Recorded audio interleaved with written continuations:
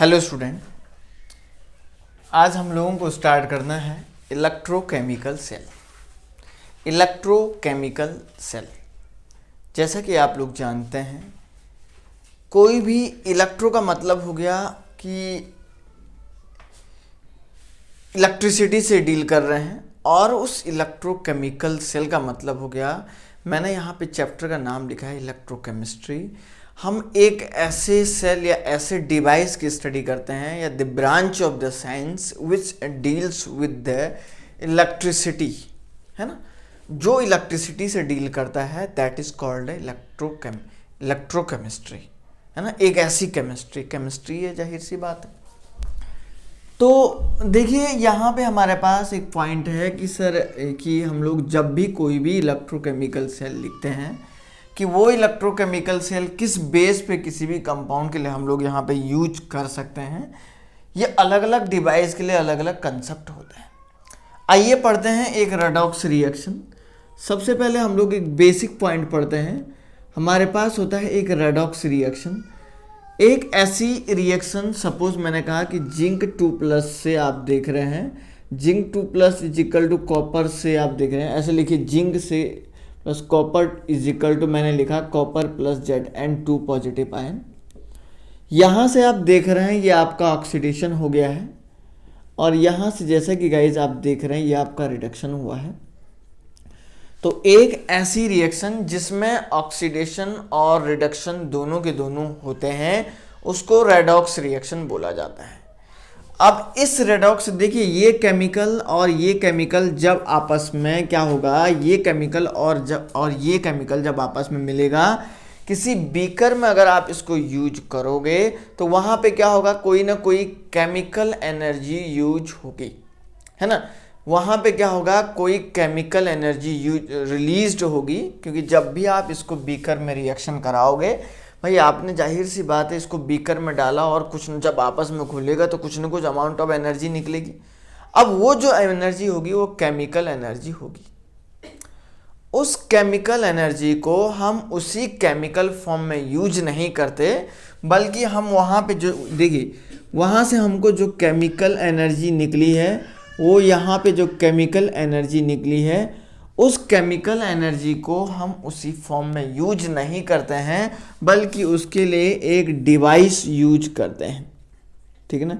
एक device use करते हैं जो उस केमिकल एनर्जी को, एक केमिकल एनर्जी को इलेक्ट्रिकल एनर्जी में कन्वर्ट करता है, या एक डिवाइस जो इंटर कन्वर्ट करता है इलेक्ट्रिकल एनर्जी को केमिकल एनर्जी में, या केमिकल एनर्जी को इलेक्ट्रिकल एनर्जी को। तो उस डिवाइस का नाम होता है इलेक्ट्रोकेमिकल सेल। इलेक्ट्रोकेमिकल सेल, ठीक है ना। हमें अब वो इलेक्ट्रोकेमिकल सेल अब पढ़ना है, ठीक। मतलब वो इलेक्ट्रोकेमिकल सेल जो हम कह रहे हैं कि सर जो केमिकल एनर्जी उस रेडॉक्स रिएक्शन से निकली हुई थी, उस रेडॉक्स रिएक्शन से जो केमिकल एनर्जी निकली हुई थी वो काई में कन्वर्ट हुई, इलेक्ट्रिकल एनर्जी में हमको कन्वर्ट करना पड़ेगा।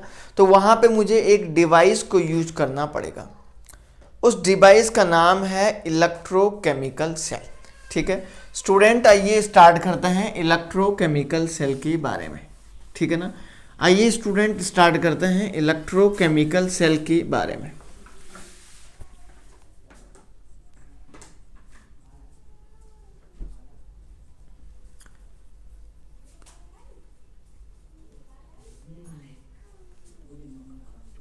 इलेक्ट्रोकेमिकल सेल के बारे में हम लोग आइए स्टार्ट करते हैं गाइस। ये इलेक्ट्रोकेमिकल सेल होता क्या है, ठीक है ना। आइए हम लोग पहले इसके एक छोटे से कंस्ट्रक्शन को पढ़ते हैं।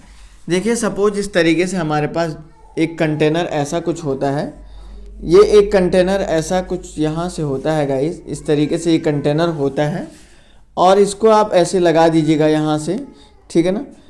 अब आपने क्या किया कि यहाँ पे कोई ना कोई एक क्या लगा दिया, एक इलेक्ट्रोड यहाँ पे लगा दिया, और दूसरा इलेक्ट्रोड यहाँ पे कोई ना कोई 2 इलेक्ट्रोड लगा दी, ठीक है ना। कोई भी 2 इलेक्ट्रोड आप यहाँ पे यूज कर सकते हैं, कोई भी दिक्कत नहीं है, आप आसानी से इसको यूज करते हैं। अब देखिए मान के चलिए आपने यहाँ पे कोई किसी भी सॉल्यूशन का, किसी मेटल के किसी इलेक्ट्रोड के एक्वस आयंस का सॉल्यूशन आपने यहाँ पे भरा हुआ है। अब वो कौन सा एक्वस सॉल्यूशन होगा वो मैं आपको अभी डिसाइड करके बताऊंगा। और यहाँ पे हमारे पास एक और होता है जिसको हम लोग बोलते हैं, ये उसी का एक्वस सॉल्यूशन होता है जिसको जो किसी अदर मेटल के लिए यूज होता है। अब वो कौन सा अदर मेटल होगा, किसके लिए वो यूज होगा, वो आइए हम लोग यहाँ पे डिस्कस करते हैं। देखिए अब ये मेटल और इस मेटल को हम क्या करते हैं, इन दोनों को जो है यहाँ पे किसी वोल्ट मीटर से कनेक्ट करके क्या कर देते हैं, यहाँ पे इन दोनों को आपस में ज्वाइन कर देते हैं। अब जैसे आपने यहाँ पे गाइस देखिए जरा ध्यान से, जैसे आप इसको ज्वाइन कर रहे हैं तो ये क्या बना रहा है, ठीक है ना। तो ये क्या बना रहा है, ये अलग अलग कंडीशन पे डिपेंड कर रहा है। तो देखिए ये क्या यहाँ पे बना रहा है, इसके बारे में बात करते हैं। देखिए अब मैंने सपोज इसको बोल दिया, सपोज मैंने इसको बोल दिया एनोड, सपोज मैं इसको बोल देता हूं एनोड, और इसको मैं आपसे कहता हूं ये आपका क्या है गाइस, कैथोड है। जैसा कि आपको पता है कि सर एनोड पे क्या होता है, एनोड पे हम लोग इतना जानते हैं कि ऑक्सीडेशन होता है, और कैथोड पे हम लोग जानते हैं कि सर रिडक्शन होता है, रिडक्शन होता है। तो ऑक्सीडेशन का मतलब क्या होता है, loss of electron, loss of electron, और रिडक्शन का मतलब क्या होता है, गेन ऑफ इलेक्ट्रॉन। अगर जितना ज़्यादा इलेक्ट्रॉन को लॉस करेंगे उसको बोला जाता है ऑक्सीडेशन, और अगर इलेक्ट्रॉन वापस आ रहा है तो उसको क्या बोलते हैं, रिडक्शन कहते हैं। अब क्या हुआ, हमें ये देखना है कि सर एनोड पे हम लोग जानते हैं ऑक्सीडेशन होगा और कैथोड पे हम लोग जानते हैं रिडक्शन होगा। मैंने यहाँ पे बोला कि भाई कोई हम जिंक कॉपर का सेल लेते हैं, तो कौन सा जिंक होगा कौन सा कॉपर होगा ये हमको डिसाइड करना है। जैसे कि आपने पढ़ा होगा इलेक्ट्रोकेमिकल सीरीज में, इलेक्ट्रोकेमिकल सीरीज में जो जिंक होता है वो मोर रिएक्टिव होता है कंपैरिजन टू द कॉपर। तो जब जिंक मोर रिएक्टिव है ये तो आसानी से लॉस ऑफ इलेक्ट्रॉन कर सकता है या नहीं, ये आसानी से लॉस ऑफ इलेक्ट्रॉन कर सकता है या नहीं, ये आसानी से, क्योंकि ये मैंने कहा ये ज़्यादा रिएक्टिव होता है। आप जब भी कभी भी इलेक्ट्रोकेमिकल सीरीज को पढ़ोगे तो वहाँ पे ये जानोगे गाइस कि ये zinc is the more reactive than copper. भाई कोई भी एलिमेंट कब रिएक्टिव होगा, जो सामने वाले को वो इलेक्ट्रॉन डोनेट करेगा। जब सामने वाले को वो इलेक्ट्रॉन डोनेट करेगा तो वो लॉस ऑफ इलेक्ट्रॉन करेगा नहीं करेगा, तो उसका ऑक्सीडेशन होगा या नहीं होगा, बिल्कुल होगा। तो ऑक्सीडेशन किस पे हो रहा है, एनोड पे हो रहा है। तो एनोड वाला जो मेटल होगा वो कौन सा होगा, जिंक होगा, ठीक है। अब देखो कैथोड का मतलब मैंने कहा लेस रिएक्टिव है, तो कैथोड क्या करेगा, इलेक्ट्रॉन तो लॉस नहीं करेगा, तो इलेक्ट्रॉन का क्या करेगा, कैथोड गेन करेगा। जब इलेक्ट्रॉन को गेन करेगा, कौन सा लेस रिएक्टिव, कौन सा है, कॉपर, कॉपर लेस रिएक्टिव है तो कॉपर इलेक्ट्रॉन को गेन करेगा। जब इलेक्ट्रॉन को गेन करेगा तो आप क्या बोलेंगे, सर ये रिडक्शन हो गया है। तो रिडक्शन किस पे हो रहा है, कैथोड पे हो रहा है, तो कॉपर यहां चला जाएगा। अब ये जो सॉल्यूशन होगा ये आपके ये वाला जो होगा ये जिंक के आयन का ही होगा, और ये कॉपर्स के आयन का ही सॉल्यूशन होगा। स्टूडेंट अब मेन बात यहाँ पे ये है कि यहाँ से आप देख रहे हैं ये जिंक से इलेक्ट्रॉनों का फ्लो ऐसे हो रहा है, इस तरीके से। आपको पता होना चाहिए जिस डायरेक्शन में इलेक्ट्रॉन जाता है, जिस डायरेक्शन में इलेक्ट्रॉन जाता है उसके ठीक अपोजिट डायरेक्शन में करंट फ्लो होता है ना, ऐसे।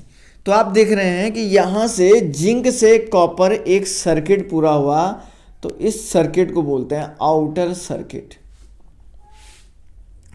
ठीक है ना। इस सर्किट को बोलते हैं सर ये outer circuit completed by zinc and copper metal by the flow of electron from anode to cathode. Anode से कैथोड की तरफ जब आपने इलेक्ट्रॉनों को डोनेट किया, इलेक्ट्रॉनों को जब फ्लो किया, तो आपका आउटर सर्किट यहाँ पे कंप्लीट हो गया है, ठीक है ना। अब देखिए, लेकिन क्या सर इलेक्ट्रोकेमिकल सेल कंप्लीट हो गया क्या, नहीं भाई, इलेक्ट्रोकेमिकल सेल अभी भी कंप्लीट नहीं हुआ है, क्योंकि हम लोग यहाँ पे एक सॉल्ट ब्रिज यूज करते हैं, एक सॉल्ट ब्रिज यूज करते हैं। अब मेन टर्म ये है कि सर ये सॉल्ट ब्रिज क्या होता है। ये सॉल्ट ब्रिज जो है इनर सर्किट को कंप्लीट करता है। इनर सर्किट काय से, अंदर वाला सर्किट जिसको बोल रहे हैं वो कंप्लीट हो रहा है किससे, इस सॉल्ट ब्रिज से, है ना। और आउटर काय से हो रहा है, जिंक से जब इलेक्ट्रॉनों को फ्लो कर रहे हैं। तो ये बात भी पॉइंट को नोट करने वाली बात है ना। तो अब देखिए, अब सर ये सॉल्ट ब्रिज होता क्या है उसके बारे में आइए डिस्कस करते हैं। सो गाइस मैं आपको बता देता हूं, यहीं पे हम छोटा सा एक पॉइंट सॉल्ट ब्रिज लिख लेते हैं। सॉल्ट ब्रिज एक ग्लास का बना हुआ एक ऐसा ट्यूब होता है।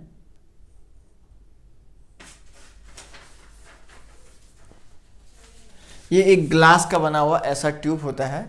यहाँ पे हम कहीं पे जो है थोड़ा सा कुछ कपड़ा लगा देते हैं या कुछ भी आप लगा सकते हैं। तो ये एक यू शेप्ड ग्लास का बना हुआ ट्यूब है, ठीक है ना, जो किसी inert electrolyte, inert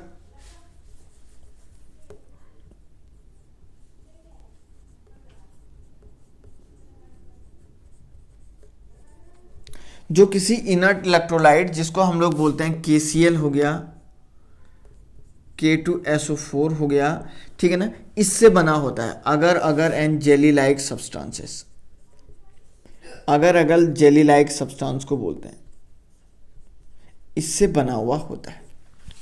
inert electrolyte का मतलब होता है गाइस कि जिसके आयन, ठीक है ना, यहाँ पे पार्टिसिपेट नहीं करते हैं, सॉल्ट के आयन के साथ पार्टिसिपेट नहीं करेंगे, ठीक है ना। मतलब मैं ये कहूँगा कि जिसके ion who's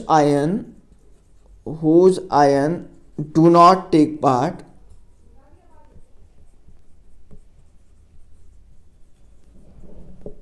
in redox reaction, जिसके आयन रेडॉक्स रिएक्शन में पार्टिसिपेट नहीं करते हैं उसको बोला जाता है इनर्ट इलेक्ट्रोलाइट, ठीक है ना। उसको हम लोग कहते हैं सर ये इनर्ट इलेक्ट्रोलाइट है। अब क्वेश्चन ये नहीं है कि सर ये सॉल्ट ब्रिज क्या है, क्वेश्चन ये है कि सर ये सॉल्ट ब्रिज का काम क्या है। क्वेश्चन ये है कि सर ये सॉल्ट ब्रिज का काम क्या है, आइए उसको पढ़ते हैं।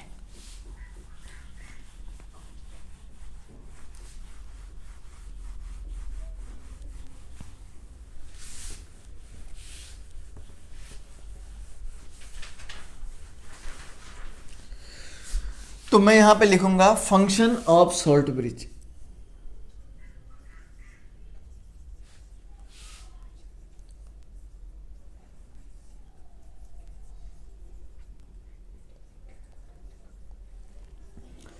Function of salt bridge. सबसे पहली बात तो देखिए जरा ध्यान से, ये सॉल्ट ब्रिज ऐसा कुछ है। तो मान के चलिए आपने यहां एक बीकर रखा है, यहां एक बीकर रखा है। अब यहां से क्या होता है, आयंस का मूवमेंट होता है, आयंस का मूवमेंट होता है। नेगेटिव आयन पॉजिटिव की तरफ जाते हैं और पॉजिटिव आयन नेगेटिव की तरफ आते हैं। आयंस का मूवमेंट होता है, नेगेटिव आयन पॉजिटिव की तरफ जाते हैं और पॉजिटिव आयन नेगेटिव की तरफ आते हैं। जहाँ भाई जाहिर सी बात है, जहाँ नेगेटिव की कमी होगी वहाँ से वो नेगेटिव इधर भेजेगा, और जहाँ पॉजिटिव की कमी होगी वहाँ वो पॉजिटिव बनाएगा। तो नेगेटिव पॉजिटिव को बैलेंस करेगा नहीं करेगा, जब नेगेटिव और पॉजिटिव को बैलेंस करेगा तो इलेक्ट्रिकल न्यूट्रलिटी मेंटेन करेगा नहीं करेगा, ठीक है ना। तो पहला पॉइंट मैं लिख देता हूँ, ये क्या करता है, टू मेंटेन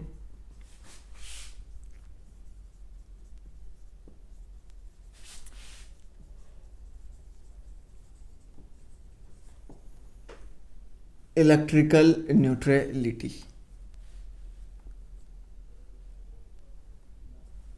ठीक है ना। ये मेंटेन करेगा नहीं करेगा इलेक्ट्रिकल न्यूट्रलिटी को।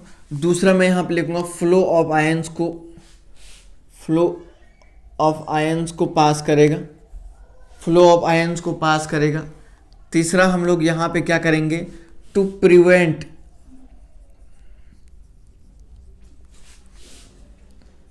Smooth current, sorry, to prevent liquid junction potential.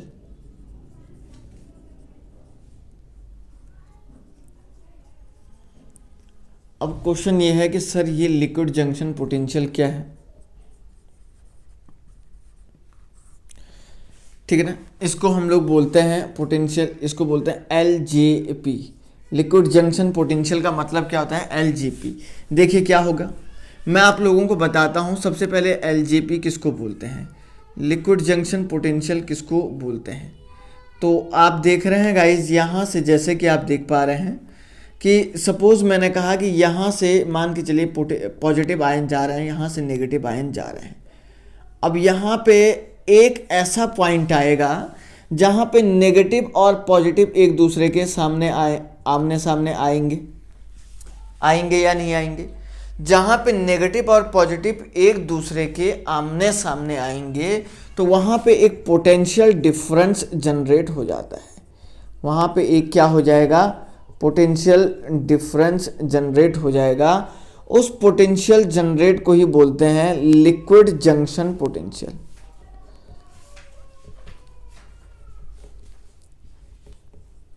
उस पोटेंशियल डिफरेंस को ही क्या कहते हैं, लिक्विड जंक्शन पोटेंशियल के नाम से जानते हैं।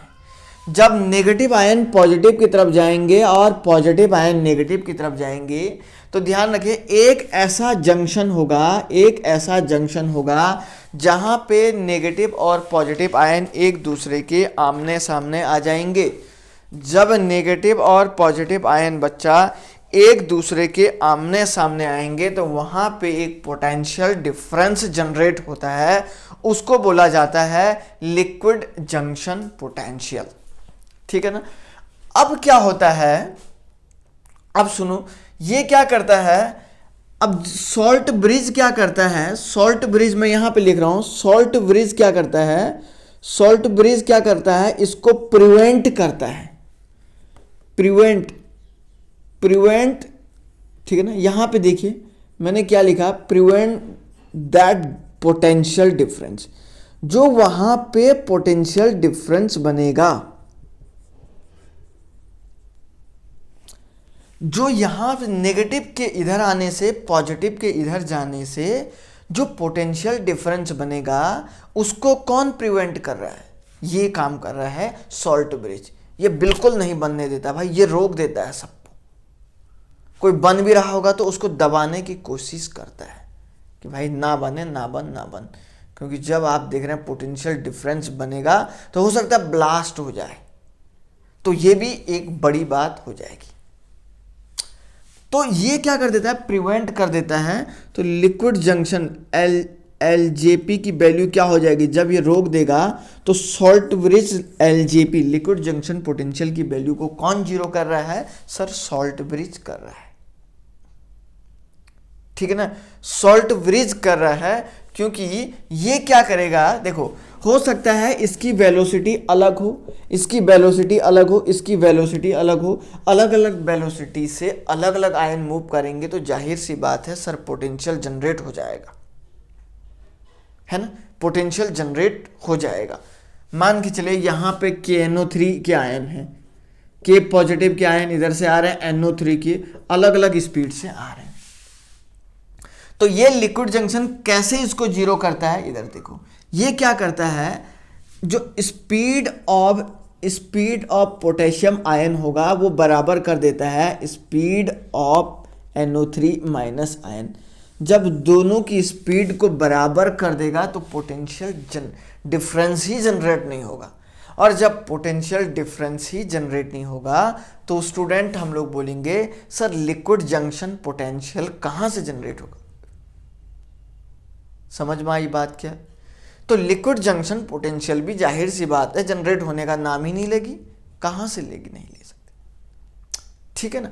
तो अब एक कहानी तो ये होगी sir speed of K positive ion equal to, क्योंकि ये क्या, अब इसी स्पीड को बोलते हैं मोबिलिटी। तो कभी कभी आपने सुना होगा mobility of potassium ion equal to क्या कर देगा, ये mobility of NO3 minus ion, दोनों को बराबर कर देता है। और सुनो इधर सुनो, नहीं तो मैं आपको बता देता हूँ, हमेशा जब हम लोग EMF ऑफ सेल निकालते हैं वो क्या होता है, इधर देखो EMF ऑफ सेल क्या होता है एक्चुअली में, E of oxidation plus E of reduction और प्लस E ऑफ होता है लिक्विड जंक्शन।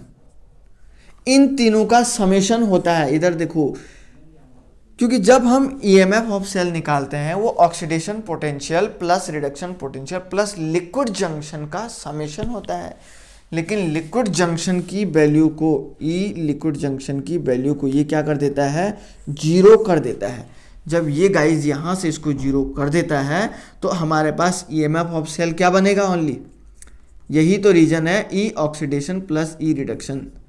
तभी तो ईएमएफ इतना होता है, क्योंकि सॉल्ट ब्रिज उसको क्या कर दे रहा है, जीरो कर दे रहा है, तो इसलिए ऐसा होता है। ठीक है ना, क्योंकि जब भी आप ईएमएफ ऑफ सेल निकालोगे तो वो liquid junction potential plus reduction potential plus oxidation potential तीनों के समेशन में होगा। तो अब सॉल्ट ब्रिज ने ये वैल्यू जीरो कर दी, इसलिए ईएमएफ ऑक्सीडेशन प्लस रिडक्शन होता है। समझ रहे हैं ना, नहीं तो आज तक ऐसा कभी नहीं हुआ है गाइस कि जो है इसके बिना तो होगा ही नहीं, ईएमएफ तो बिना इसके नहीं होगा। क्योंकि अब बात यह है कि सर इसकी वैल्यू जीरो होती है तब ऐसा होता है। ठीक है ना, चलिए तो इसमें थोड़ा सा और आगे देखते हैं और आगे बढ़ते हैं इसमें। सो स्टूडेंट, एक बहुत ही सिंपल और जाहिर सी बात मैं आप लोगों को बता देता हूं। तो हमारे पास होता क्या है, देखिए, जब भी मैं ईएमएफ ऑफ सेल निकालता हूं तो हमारे पास क्या हो जाएगा, या इलेक्ट्रोड पोटेंशियल ऑफ सेल, या मैं इसको बोल देता हूं और इसको बोल देता हूं इलेक्ट्रोड पोटेंशियल। ठीक है ना, वो पोटेंशियल क्या होता है कि दोनों इलेक्ट्रोडों के बीच में जो पोटेंशियल डिफरेंस जनरेट होगा। मतलब आपने देखा ये आपका एक काई का इलेक्ट्रोड है, मतलब कहने का ये मीनिंग है गाइस, आपने एक इलेक्ट्रोड आपका जो है काई का बनाया, एनोड का बनाया, और एक इलेक्ट्रोड आपने कैथोड का बनाया। दोनों के बीच में एक इलेक्ट्रोड पोटेंशियल ईएमएफ जनरेट होता है ना, एक पोटेंशियल डिफरेंस जनरेट होता है, उसी को तो हम बोलते हैं इलेक्ट्रोड पोटेंशियल। तो ये इलेक्ट्रोड पोटेंशियल क्या हो जाएगा, E is equal to E of oxidation plus E of reduction. और ध्यान रखिए, ई ऑक्सीडेशन क्या होगा, just minus of E reduction potential. अगर मान के चलो किसी सेल का ऑक्सीडेशन पोटेंशियल x वोल्ट है तो उसका रिडक्शन पोटेंशियल क्या हो जाएगा, ई रिडक्शन पोटेंशियल। अब आपसे बोलेगा कि बच्चा फाइंड आउट करिए रिडक्शन पोटेंशियल को, वो क्या हो जाएगा, -x वोल्ट हो जाएगा। या हम लोग इसको निकालते हैं E is equal to E cathode minus E anode. ऐसे भी हम लोग इसको सॉल्व करते हैं। ठीक है ना, तो देखिए, तो यहां पे एक पॉइंट देखिए, बहुत इंपॉर्टेंट बात मैं यहां पे बताने को जा रहा हूं। देखिए, अब मैंने आप लोगों को क्या बोला कि फ्लो ऑफ इलेक्ट्रॉन कहां से हो रहा है, फ्लो ऑफ इलेक्ट्रॉन कहां से हो रहा है, जब जिंक से कहां, जिंक से कॉपर की तरफ हो रहा है। तो उस कंडीशन में हमारे पास जो E की वैल्यू होती है वो होती है 1.10 वोल्ट होती है, पॉजिटिव वैल्यू होती है ईएमएफ। ईएमएफ क्या होता है उस टाइम पे, पॉजिटिव वैल्यू होती है। तो इस कंडीशन में जब वैल्यू पॉजिटिव होती है तो सेल क्या करेगा, यहां पे काम करेगा, सेल वर्किंग है। If EMF is equal to 0 हो जाएगा तो सेल यहां पे नॉट वर्किंग, सेल काम नहीं करेगा। तीसरा, इफ मैं लिख देता हूं EMF इज इक्वल टू, मैंने कहा -1.10 वोल्ट या नेगेटिव। ठीक है ना, तो सेल काम करेगा इनवर्स अपोजिट डायरेक्शन में, इनवर्स डायरेक्शन में। कहने का मतलब है कि फ्लो ऑफ इलेक्ट्रॉन जो है कॉपर से किसकी तरफ आएंगे, जिंक की तरफ आएंगे। उल्टा हो जाएगा अब काम। ठीक है ना, ये इस पॉइंट को नोट कर लीजिएगा कि अब जो फ्लो ऑफ इलेक्ट्रॉन होगा गाइस, ये ठीक अब क्या हो जाएगा, इसके अपोजिट डायरेक्शन में होगा। ठीक है ना, तो ये एक जस्ट अपोजिट वैल्यू हो जाएगी। आइए कुछ एग्जाम्पल सॉल्व करते हैं, सर ईएमएफ कैसे निकालते हैं। ठीक है, देखिए, अब क्वेश्चन में थोड़ा सा मैं एक और बेसिक टर्म बता देना चाहता हूं आपको।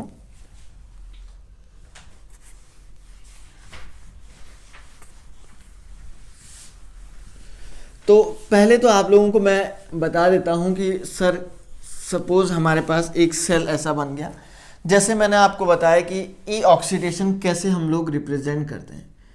ई ऑक्सीडेशन कैसे रिप्रेजेंट करते हैं, देखिए सपोज हमारे पास कोई एक सेल है जिंक से जिंक, तो जिंक के रिस्पेक्ट में ऑक्सीडेशन क्या होगा, जिंक से आपने 2 इलेक्ट्रॉन को लॉस किया तो क्या बनेगा, Zn2 पॉजिटिव बनेगा।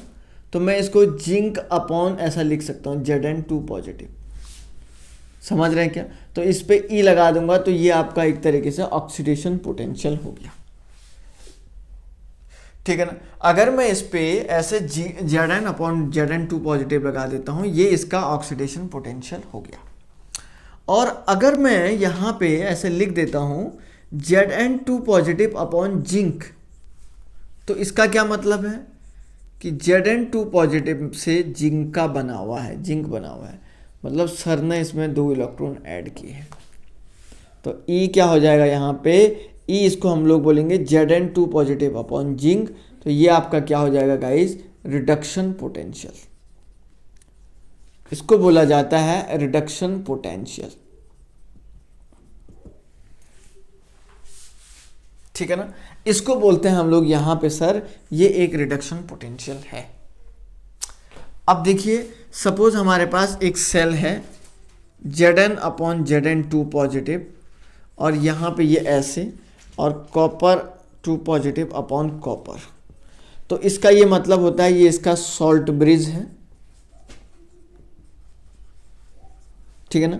यहाँ पे Zn2 पॉजिटिव से हमेशा राइट साइड में हम किसको लिखते हैं, राइट साइड में हम उसी को लिखते हैं जिसका ऑक्सीडेशन हो रहा होगा। ये राइट साइड में आप देख रहे हैं ये ऑक्सीडेशन वाला है, और लेफ्ट साइड में किसको रिप्रेजेंट करके लिखते हैं, जिसका रिडक्शन हो रहा बहुत बेसिक पॉइंट है ना। तो यहां से ऐसे ये बेसिक वे में आप सॉल्व कर सकते हैं। आइए एक और एग्जांपल आपको देते हैं। सपोज हमारे पास है Ag पॉजिटिव अपॉन Eg, या मैं ऐसे लिखता हूँ जिंक अपॉन Zn2 पॉजिटिव, बीच में सॉल्ट ब्रिज है Ag पॉजिटिव अपॉन Eg। तो देखिए यहाँ पे ऑक्सीडेशन किसका हो रहा है, इसका हो रहा है। राइट साइड में जिसका ऑक्सीडेशन हो रहा होगा उसी को लिखते हैं, और सॉल्ट ब्रिज के लेफ्ट साइड में किसको लिखते हैं, जिसका रिडक्शन हो रहा होगा। बोर्ड में पढ़ा होगा आपने, बोर्ड क्लासेस में बहुत सारी जगह लिखा हुआ है ना। तो Zn से Zn2 पॉजिटिव ये बन गया है, और ये Ag प्लस से Ag आपका बन गया है। तो गाइज आप देख रहे हैं ये आपका ऑक्सीडेशन है,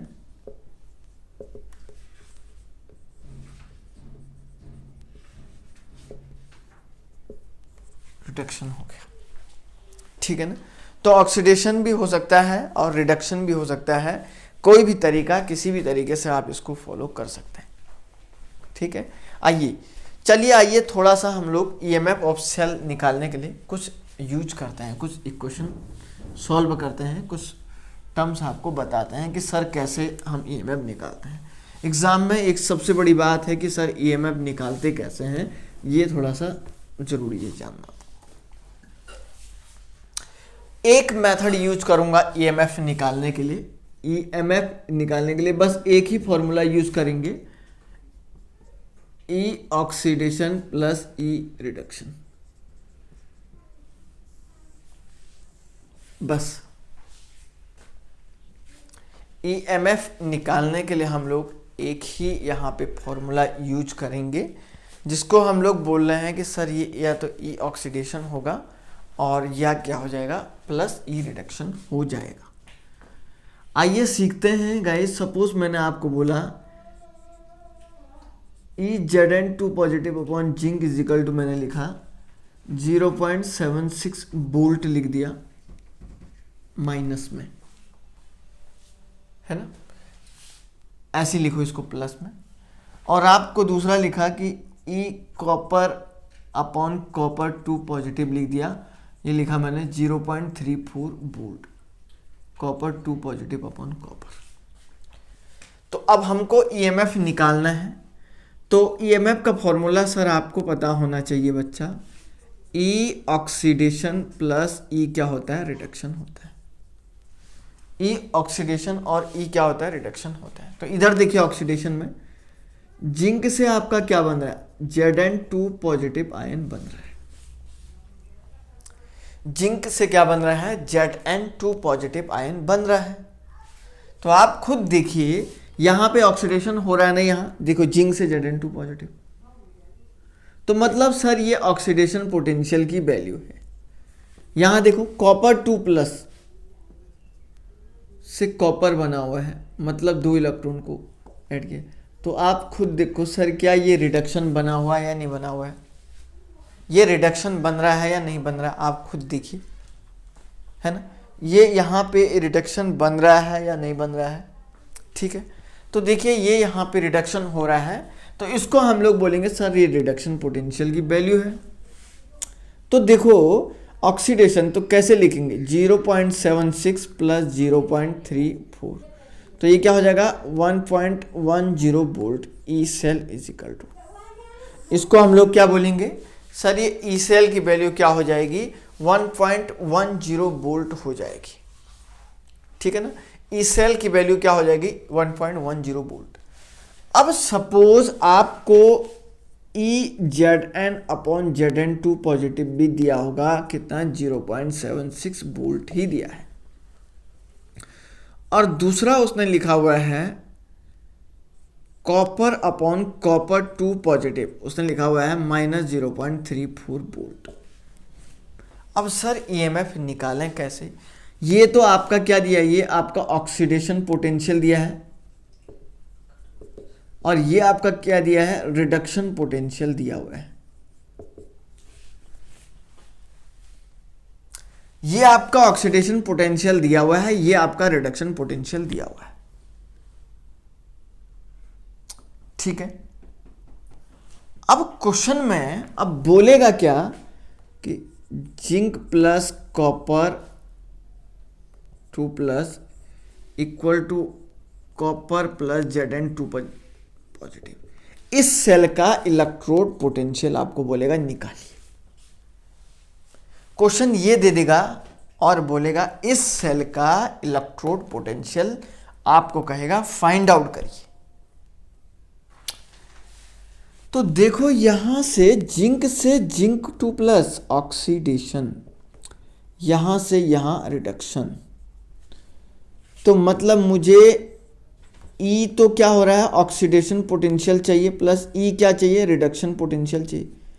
लेकिन रिडक्शन पोटेंशियल किसका चाहिए, जिंक का चाहिए या कॉपर का चाहिए, कॉपर का चाहिए, जाहिर सी बात है, क्योंकि इस रिएक्शन में कॉपर का ही क्या हो रहा है, रिडक्शन हो रहा है।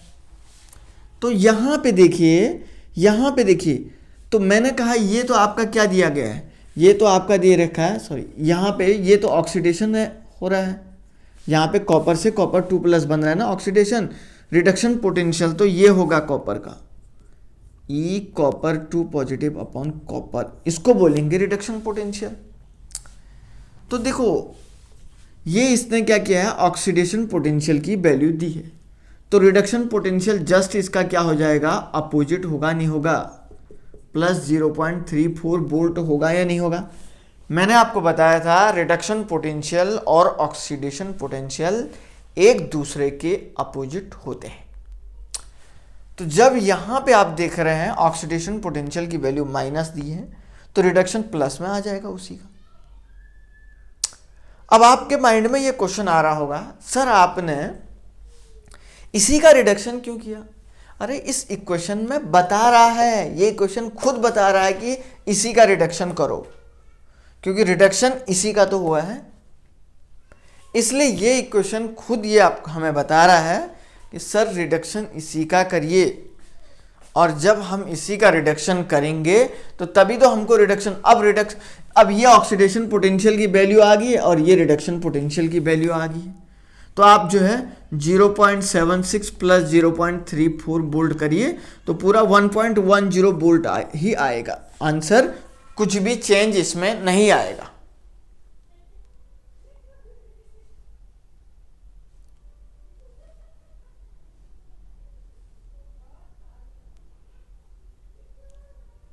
ठीक है ना, बहुत ही सिंपल सी बात है कि आंसर में कोई भी चेंज नहीं आएगा।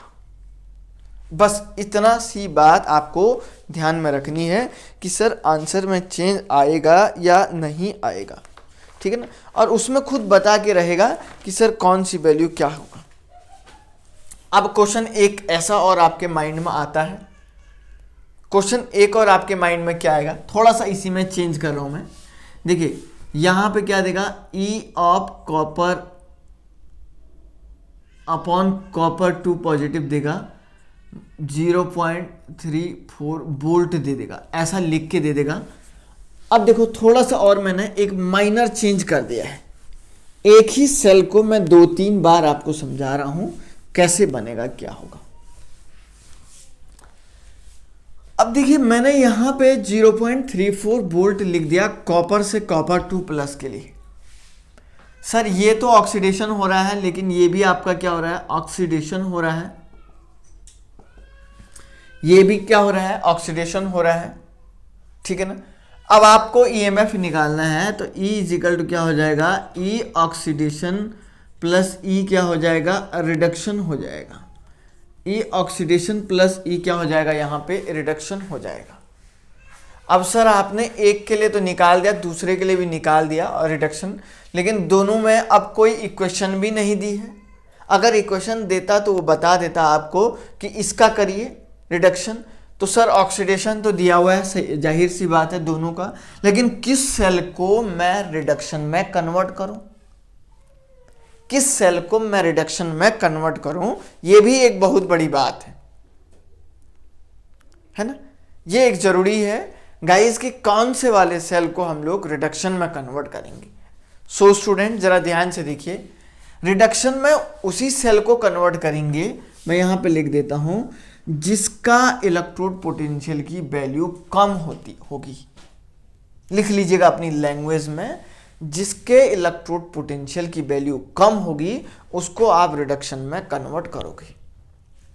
आप रिडक्शन में उसी को कन्वर्ट करेंगे जिसका ऑक्सीडेशन पोटेंशियल ही है नहीं, जिसका ऑक्सीडेशन पोटेंशियल कम होगा आप उसी को कन्वर्ट करोगे। तो इसी सेल को कन्वर्ट करेंगे E copper 2 plus upon copper में, कॉपर से copper 2 plus oxidation, copper 2 plus से copper is equal to reduction, तो 0.34 वोल्ट हो गया। बस अब वही आ जाएगा 1. E इज इक्वल टू कितना आ जाएगा, 1.10 वोल्ट। ये भी इसका आंसर बन जाएगा। इस टाइप के क्वेश्चंस को करने में कभी भी कोई भी प्रॉब्लम नहीं होनी चाहिए। तो ये क्वेश्चन एक जरूर एग्जामिनेशन में आता है, लेकिन ये कैसे होता है, कब होगा, क्या करना पड़ेगा, ये सब इसी पे डिपेंड्स करता है। आइए एक बात और बताता हूं मैं।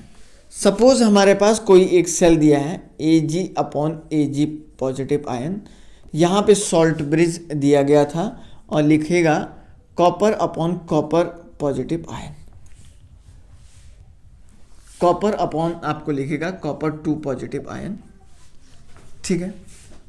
और अब आपसे कहेगा कि E of Ag/Ag positive ion की वैल्यू आपको दे देगा क्या, इसको दे देगा आपको x,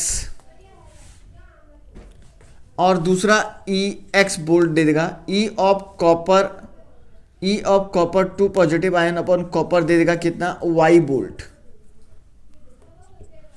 अब इसका EMF निकालने को आपसे कहेगा, ठीक है। तो यहां पे देखो ये सेल ऑक्सीडेशन हो रहा है और यहां पे देखो ये सेल क्या हो रहा है, ये सेल आपका क्या हो रहा है गाइस, ये रिडक्शन हो रहा है, सॉरी ये भी आपका ऑक्सीडेशन हो रहा है। तो अब आपका ईएमएफ क्या होगा, ई of oxidation plus E of reduction. EMF क्या होगा, ई of oxidation plus E of reduction.